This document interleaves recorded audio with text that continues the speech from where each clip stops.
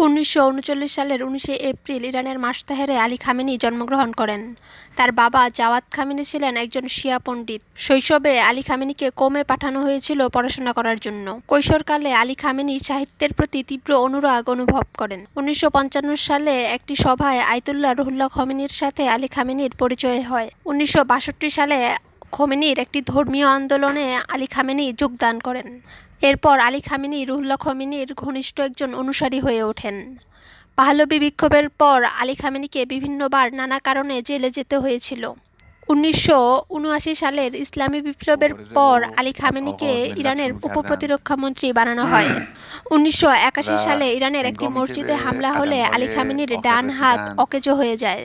এর 2 মাস পর বিদ্রোহীদের হামলায় ইরানের প্রেসিডেন্ট মিস্টার রাজাই মৃত্যুবরণ করেন। মিস্টার রাজাইয়ের মৃত্যুবরণের পর আলী খামেনিকে ইরানের প্রেসিডেন্ট নির্বাচন করা হয়। 1989 সালে খোমেনি মৃত্যুবরণ করলে আলী খামেনিকে ইরানের সর্বোচ্চ ধর্মীয় নেতা বানানো হয়। 3 দশক ধরে ইরানের সর্বোচ্চ নেতার দায়িত্ব পালনের পর ইসরায়েল যুক্তরাষ্ট্র হামলায় আলী খামেনি নিহত হন। 1937 সালের তিকরিতে একটি সুন্নি পরিবারে সাদ্দাম হোসেনের জন্ম হয়। জন্মের পরই তার বাবা নিরুদ্দেশ হয়ে যায়। সাদ্দাম হোসেন তার সৎ বাবার ঘরে বড় হন। বাগদাদে তার মামার হাত ধরে তিনি রাজনীতিতে সক্রিয় হন। 1957 সালে তিনি বাথ পার্টিতে যোগদান করেন। 1968 সালে বাথ পার্টি ক্ষমতা দখল করলে সাদ্দাম হোসেনকে ভাইস প্রেসিডেন্টের পদে বসানো হয়।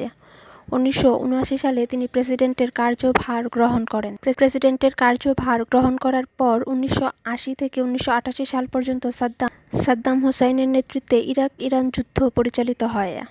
এই যুদ্ধে ইরাক অথবা ইরান কেউই জয়লাভ করতে পারেনি, কিন্তু যুক্তরাষ্ট্র সাদ্দাম হোসেনের পক্ষে ছিল।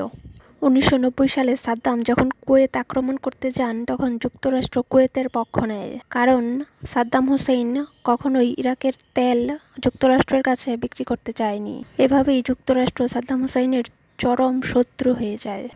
সাদ্দাম হোসেনের কাছে মানববিধ্বংসী রাসায়নিক ও জীবাণু অস্ত্র আছে এরকম অভিযোগ তোলে যুক্তরাষ্ট্র।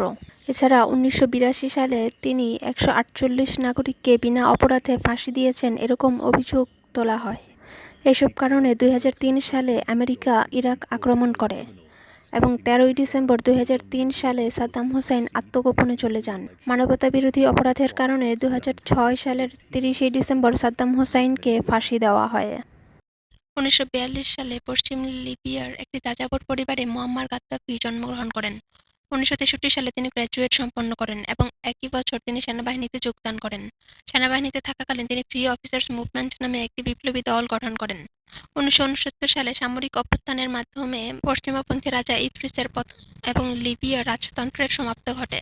এরপর মুয়াম্মার গাদ্দাফি সশস্ত্র বাহিনীর প্রধান কমান্ডার হিসেবে মনোনীত হন। ক্ষমতা গ্রহণের পর থেকেই তিনি পশ্চিমা শক্তির বিরুদ্ধে কাজ করা শুরু করেন।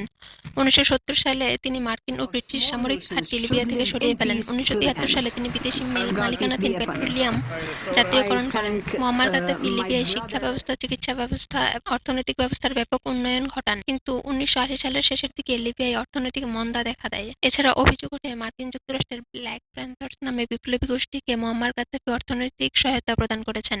এছাড়া অভিযোগ তোলা হয় যুক্তরাষ্ট্রের সাবেক প্রেসিডেন্ট রোনাল্ড রিগানকে হত্যার সাথেও মুয়াম্মার গাদ্দাফির সংযোগ রয়েছে।